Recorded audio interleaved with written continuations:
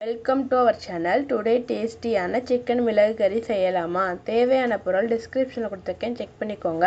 ஜாரை வச்சு 3 ஸ்பூன் சீரகம், 2 ஸ்பூன் மிளகு, 1/2 ஸ்பூன் மஞ்சள் தூள், 2 முழு பூண்டு, 10 வத்தல் எல்லாத்தையும் போட்டு பல்ஸ் மோட் கொடுத்து அரைச்சி எடுத்துக்கோங்க. 2 தக்காளியை கட் பண்ணிக்கோங்க. ஸ்டவ் ஆன் பண்ணி கடாய் வச்சு 4 ஸ்பூன் ஆயில் ஊற்றி 2 பிரியாணி இலை, 2 பட்டை, 2 கல்பாசி போட்டு 1/2 ஸ்பூன் கடுகு போட்டு கடுகு வெடிச்சோன்னே அரைச்ச மசாலா 2 வத்தல் கிள்ளி போட்டு வதக்குங்க. மசாலா நல்லா வதங்கினோன்னே 1 கிலோ சிக்கன் அலசி போட்டு தேவையான அளவு உப்பு போட்டு மிக்ஸ் பண்ணி க்ளோஸ் பண்ணி வைங்க.